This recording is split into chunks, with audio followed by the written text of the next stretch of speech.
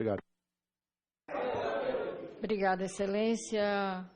Gostaria de passar agora a palavra ao deputado Edmilson Rodrigues, também proponente deste evento.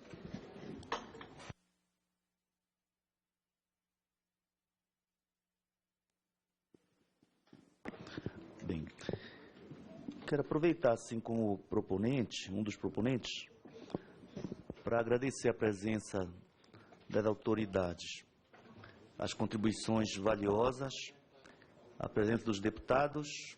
Estão acontecendo várias reuniões para que os convidados não se sintam desprestigiados, sabe?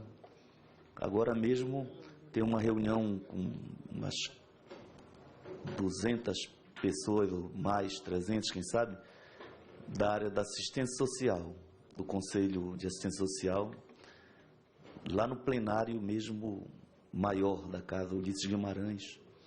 Enfim. Está acontecendo uma reunião super importante agora, que é sobre câncer. Sim, né? reunião sobre mobilização câncer. sobre câncer e sobre o estudo que se faz na Universidade de São Carlos sobre um novo tratamento. A comissão de ética iniciou com briga física, inclusive entre deputados, mas terminou bem quando o deputado presidente da Comissão do Meio Ambiente chegou lá, apazigou, né? Aí terminou em paz, inclusive, para nossa honra, o deputado Chico Alencar, que é o líder do meu partido, foi absolvido de uma acusação, 16 votos a 0. É a mesma comissão que julga se processa ou não o presidente do nosso poder, Eduardo Cunha. Só para entender que tem muitas coisas ao mesmo tempo, então, mas para agradecer. Nos preparar, assim, vamos dizer de uma tristeza, apesar do empenho do nosso presidente mesmo, não houve bom senso, sensibilidade para permitir, para uma reunião desta aqui de alto nível, um clima de paz e respeito, que os indígenas não estejam presentes. Eu, pessoalmente, me sinto humilhado com isso. Porque a gente fala que aqui é a casa do povo, eu sou um representante do povo, e a gente só representa uma parte do povo, né? Qualquer pessoa empalitosada que chega ali, entra, às vezes, sem nem se identificar. Mas quando vem um movimento social, quilombola, indígena, aí tem todo um preconceito, uma resistência. Isso tem que acabar. Todos somos brasileiros, né? Mas a presença da representação Munduruku aqui é muito importante. Aí eu queria aqui reforçar o convite para essa já aprovada audiência que vai se realizar no oeste do Pará. E aí eu penso que essa audiência não é aquelas oitivas previstas na resolução da Organização Internacional do Trabalho, a 169, a OIT, que está totalmente desconhecida pelo governo federal, a ponto, como observa os companheiros do Greenpeace e os indígenas mesmo, tiveram que fazer o seu protocolo próprio, presidente. Como é que nós queremos ser ouvidos, onde, quantas audiências? Porque o Estado brasileiro que assina a resolução da OIT, portanto, ela é uma lei nossa, porque nós somos membros da ONU, quando o Brasil e este Congresso aprovou, Senado e Câmara de Deputados, se tornou lei brasileira, então tem que ser cumprida, mas as leis só são cumpridas quando é para prejudicar os humildes, para favorecer os muito ricos. Então esse é um grande drama que a gente vive hoje no Brasil, né? Então essa audiência que nós vamos mudar as comissões. Eu até pretendo que o meu partido me indique para permanecer na Comissão de Meio Ambiente. E torceria muito para que o nosso presidente permanecesse, por ser um homem com uma história de luta, além da experiência parlamentar, são 7 mandatos, né? 7 mandatos, e sempre com essa... A gente de vez em quando vota até diferente, mas ele tem essa grandeza de respeitar a diferença. Então, que se a gente possa, com a deputada Júlia Marinho e os que estão aqui mostrando seu interesse, fazer uma grande audiência em Santarém E eu sonho assim, não, a ideia é fazer no Oeste do Pará, pode ser em Itaituba, pode ser em Santarém. A questão, Itaituba até oferece condições de infraestrutura, eu acho. Mas talvez Santarém é uma coisa que os indígenas podem decidir depois, onde nós podemos, fica mais fácil o deslocamento para reunir milhares de indígenas. Porque é o único jeito do mundo ver. Porque vejam só, precisamos nos reunir em 1979, alguns milhares de indígenas e de não indígenas em Altamira, para o mundo olhar Belo Monte, que àquela altura era chamada de Cararaú. Tem um ato simbólico da Tuíra Caiapó.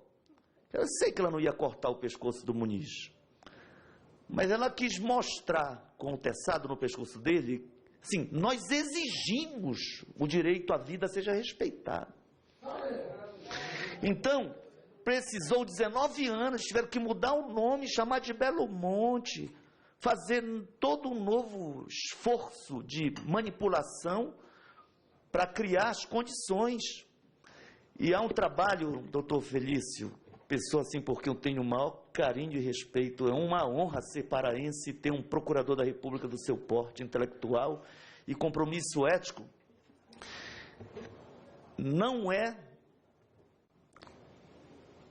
admissível que prevaleçam as imposições de fora para dentro sobre as vidas. Porque, às vezes, a gente está enxugando gelo, né? Então, eu queria expressar uma questão. Essa audiência, ela pode cumprir um papel em relação aos técnicos. Porque, eventualmente, pode ter um procurador da República, como é uma carreira de Estado, que defenda, por exemplo, São Luís do Tapajós, que não é o caso. Mas um procurador responsável poderia dizer, não, tudo bem, esse relatório aí estão criando problemas, é perfeitamente aceito, não vamos entrar com nenhum processo. Isso ia gerar uma crise interna na instituição. Mas isso é possível. Por quê? E ele não teria necessariamente que ser exonerado por uma divergência de concepção. É claro, se ele cometer um crime profissional, é possível que cometa, aí responderia, e até com demissão. Eu digo isso porque eu sou professor. Uma vez uma diretora entrou, eu vou falar o Jordi porque era militante do partido dele, Eduardo Lawande, meu aluno aos 14, 15 anos, moleque genial, sociólogo que faleceu, tiro, uma bala que transpassou vários órgãos, num assalto em Belém. O Lawande era filho de um velho comunista, que me empolgou assim, uma biblioteca que hoje é menor que a minha, mas eu ficava maravilhado com o intelectual autodidata, Salim Lawande. E esse menino, além de ser um intelectual, desde criança, desenhava brilhantemente, e ele fez uma aeronave com autoridades da época, um Machado. Aí a diretora da escola resolveu puni-lo. Eu era professor. Até aí ele tem o direito de abrir um processo e ele se defender. O problema é que eu estava dando aula e ela era minha amiga, aliás, era irmã, cunhada, aliás, de uma namorada minha naquela altura. Eu era um professor jovem de 20 e pouquinhos anos. Ela entrou na minha sala para chamar a atenção do aluno. Ela teve que sair, porque tem uma coisa que é dignidade profissional. Não, professora, a senhora é diretora da escola, mas eu estou em sala de aula, aqui a autoridade sou eu. Professor, não, aqui a autoridade sou eu, por favor, saia, por favor. E o que eu provoquei a ministra do Meio Ambiente aqui numa audiência, convocada pelo nosso presidente, ele lembra bem disso, porque no final eu voltei a fazer a pergunta e ela disse, não será expedida licença operacional para Belo Monte se não forem cumpridas as condicionantes. Eu disse, ministro, tem pressão política. Antes da licença prévia, 2 presidentes do IBAMA foram afastados. Os técnicos que escreveram aqueles pareceres, 101 me parece, esqueci os números, que eu cito no meu trabalho de doutorado, mas esqueci os números, que questionavam, dizia, por exemplo, o estudo sobre migração, que um projeto causa, não existia. Como não havia um projeto das canalizações que iriam substituir as 100 e tantos quilômetros encercados aqui citado pelo doutor, então como é que não há um projeto? E como é que não é feito o estudo dos impactos sobre o principal de um rio, que são os recursos hídricos? Como isso afeta a Piracema e, portanto, o defeso da Piracema, ou seja, o direito dos peixes a se reproduzirem, e em que isso implica os riscos para desaparecimento de espécies ictiológicas, de peixes e outras espécies animais e vegetais aquáticas. Qual é o impacto social? Quantas comunidades indígenas serão atingidas direta, indiretamente? Aí, gente sendo demitida, gente sendo constrangida. Mas se é um profissional de carreira, você tem recursos legais. Ninguém vai ser demitido por não descumprir a lei. Nenhuma ordem baseada na ilegalidade tem que ser cumprida. É por isso que uma audiência como essa, ela dá força para o técnico, que muitas vezes não tem força política para dizer não. Por quê? Porque é um projeto que representa grandes interesses. Podem ver, pessoal, quem é que está fazendo de estudos, quem fez, aliás, e que está agora tentando responder 180 questionamentos dos órgãos do Estado, Worley, Parsons, Engine, australiana. Quem as contratou? Não precisa fazer grande pesquisa, pessoal. Sabe qual foi a primeira empresa bilionária do país hoje? Virou coisa comum arrotarem bilhões e bilhões nas suas fortunas, né? Agora mesmo tem um preso aí, com 37 anos de idade, 13ª fortuna do mundo. Eike Batista, bilionário, mesmo perdendo bilhões, continua bilionário. Mas, quando foi construída a hidrelétrica do Curuí, a primeira empresa bilionária foi a Camargo Correia. Que não pense que ela é só empreiteira. Ela é empreiteira em todas as áreas, mas ela é uma empresa que tem ação em bancos. Ela era dona, até um dia desse, sabe de quê? Da Havaiana, essas sandálias que a gente gosta de usar para não furar o pé na floresta. É uma empresa é o capital financeiro na sua fase mais expressiva. Eles atuam em todas as áreas possíveis da economia. São poderosas. Sabe quais são as empresas, mesmo estão envolvidas no petróleo, elas mandam no Brasil. É tão difícil dizer que elas não trabalhem para fazer obras, porque são tão poucas de grande porte. Porque nós estamos falando aqui de oligopólios. Então você vai falar em Andrade Correia, Camargo Correia, Andrade Gutierrez, Odebrecht, OAS, enfim, são poucas. O grande drama é que é uma legislação que não é culpa do funcionário da FUNAI ou do IBAMA, uma legislação que diz assim, ó, sabe quem é que vai fazer o estudo? Uma empresa contratada pelos interessados. Então, pessoal, olha lá, eu quero construir a minha casa aqui, bem aqui, eu quero. Aí diz assim, tudo bem, contrate aí um escritório para fazer o estudo. Aí eu contrato um amigo meu que diz, olha, é perfeitamente aceitável construir a casa do deputado Edmilson dentro do plenário número 8, sei lá, da Câmara de Deputados. Bacana! Está aqui o meu estudo de impacto, não vai ter impacto nenhum. Eu provei que não vou inviabilizar as reuniões.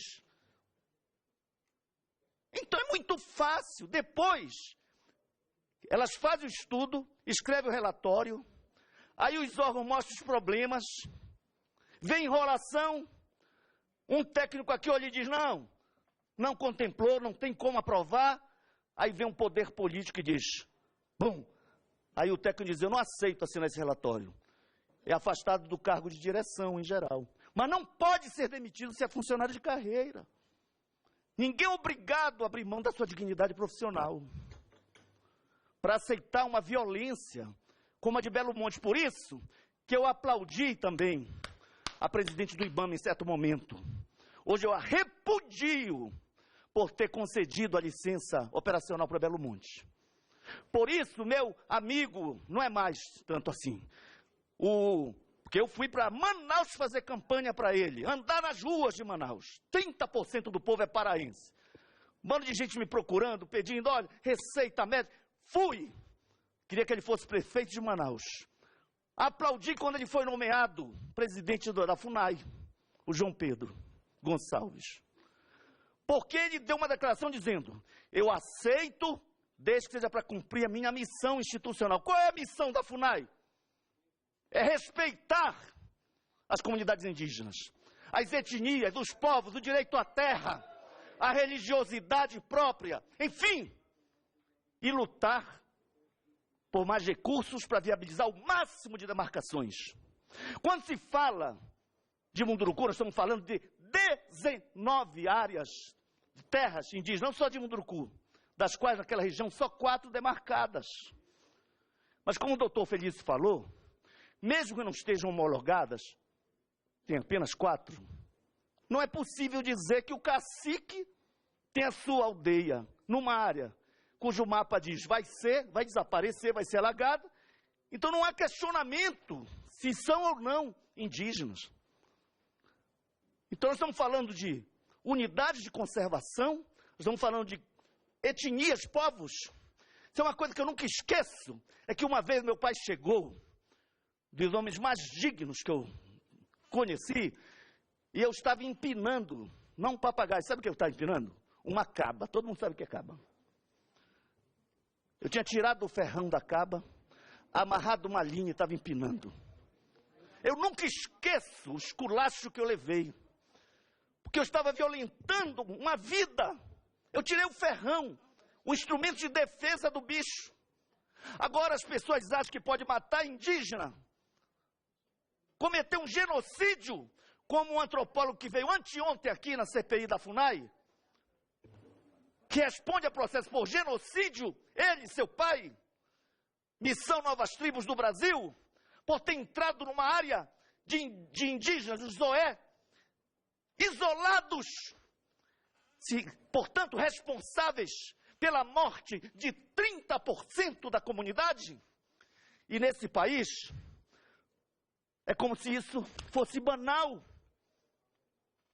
Eu já vi idoso aqui em Brasília cortando o caule de um cajueiro para fazer o chá e passar, para que a sua nora pudesse curar melhor os ferimentos, as cicatrizes de um parto normal, e foi preso o velhinho por crime ambiental.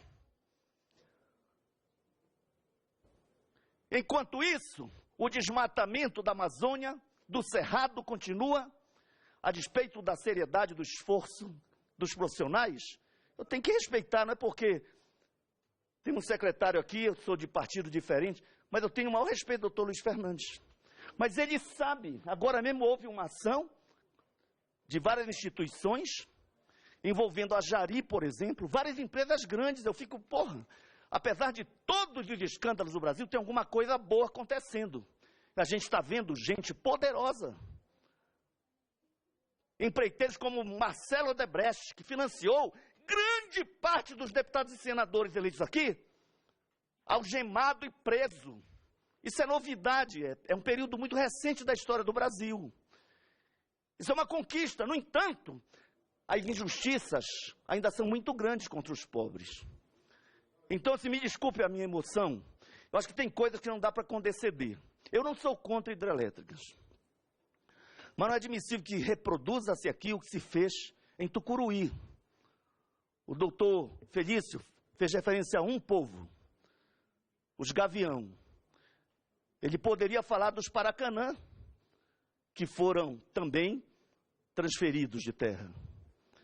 Ele poderia falar dos Munduruku, que foram reduzindo a população, e hoje, meu querido Adalto, é triste dizer, quase todos os jovens, adolescentes e adultos têm dependência química, álcool ou outras drogas. E isso é intencional, é para destruir a etnia. Em Belo Monte agora, eu estava palestrando, sou arquiteto e geógrafo, palestrando em Altamira. Ao mesmo tempo, na Assembleia Legislativa, uma homenagem a Sheila Juruna. Tive que fretar avião. Por quê? Porque eu não ia perder, mudar as datas. Deixei as palestras que eu ia fazer, fiz uma, tinha mais duas, no Encontro Regional de Geografia. Voltei para Belém para premiar Sheila Juruna, uma jovem, guerreira, referência do povo Juruna, da resistência contra Belo Monte. Agora, se vocês procuram a Sheila, são os próprios Jurunas desrespeitando a liderança. Sabe por quê? Porque foi lá Norte Energia e deu carro traçado para indígena, motocicletas poderosas, pagou curso de direção e uma série de outras violências para destruir a unidade do povo, para quebrar a resistência. Não farão isso com os Munduruku. Espero. E mesmo os Juruna continuam a resistir lá. Mas eles têm um poder enorme, porque eles têm a riqueza do Brasil sob o seu controle. Você tem uma ideia? Agora, foi lançado aí o projeto para o Código Mineral. O relator, que assina o relatório, teve para sua campanha, no ano passado, 2 milhões das mineradoras. 2 milhões de reais. Aí, com dinheiro, você chega com os humildes, doentes, atende uma receita, e o pobre e humilde é tão honesto que ele paga o favor com voto. Para eleger alguém que assinou agora um relatório, que ele diz ser dele, e não é dele. Porque agora nós comprovamos,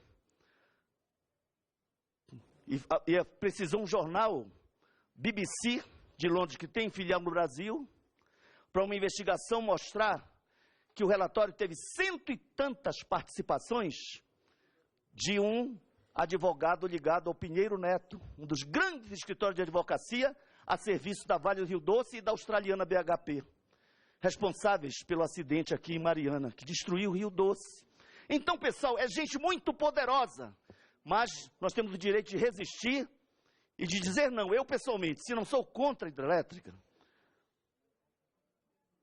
como um princípio, não dá para ser principista, mas não dá para admitir que uma hidrelétrica que claramente destruirá não só o ambiente natural não humano, mas destruirá a fauna, destruirá comunidades ribeirinhas, povos indígenas tribalizados, que ela possa ter a possibilidade de licença. Não pode.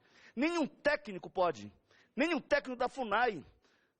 Que o que eu questionei com João Pedro, a FUNAI não pode dizer, olha, as condicionantes não foram cumpridas, vamos multar aqui assim assado. No entanto, não. Seja exonerado, mas diga para presidente da IBAMA, para ministra, para presidente da República, que não assinarei embaixo de uma licença criminosa contra o nosso país. É assim que tem que ser. Então, eu queria concluir pedindo desculpa a vocês. A gente pede desculpa por humildade. Tu não tinha que pedir desculpa para nós, não. Mas a gente pede. Eu queria só concluir lendo aqui um documento assinado pelo Juarez, o João de Deus, Cabá, e o Adalto, que está na mesa. Ele pediu que a nossa querida guerreira ali, a Alessandra, pediu que eu lesse, eu concluo com isso. É bem curtinho. Senhores ministros do Supremo Tribunal Federal e as autoridades. Nós, indígenas do povo Munduruku do Rio Tapajós, com uma delegação de quase uma centena de lideranças e guerreiros, viemos a Brasília para reafirmar nossa posição contrária à PEC 215 e todas as iniciativas que visam tirar nossos direitos da Constituição, juntamente com todos os povos indígenas do Brasil. Queremos dizer o nosso basta a essas ameaças e violências contra nossas terras e nossos projetos de vida. Não queremos a construção de barragens, usinas hidrelétricas, que são uma ameaça muito grande às nossas terras e o meio ambiente. Queremos que sejam aprovados os direitos dos povos indígenas e que sejam respeitados. Brasília, 9 de dezembro de 2015. Eu me lembrei esta semana e concluo com isso.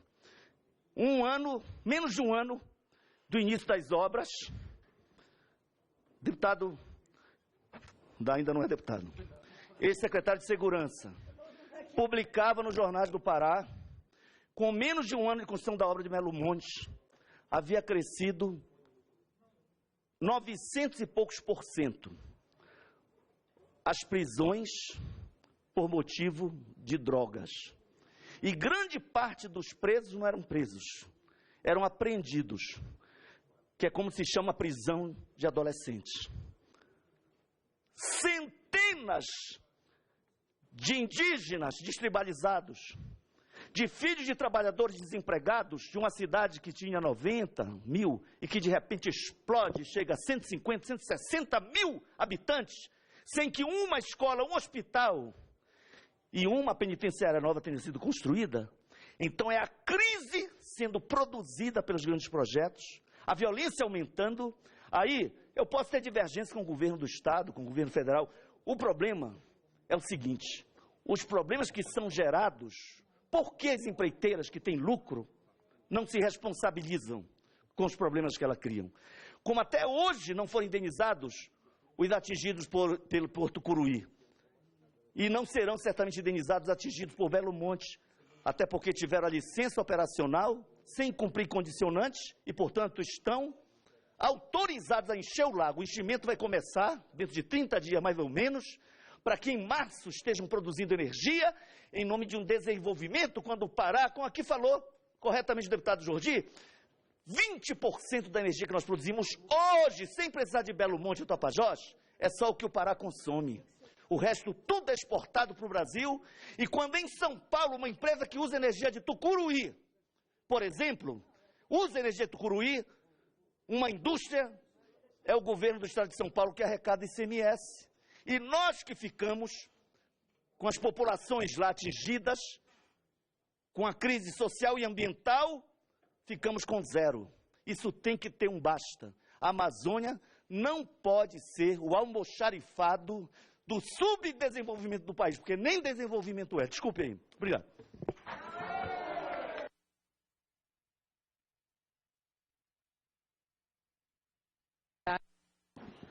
Agora eu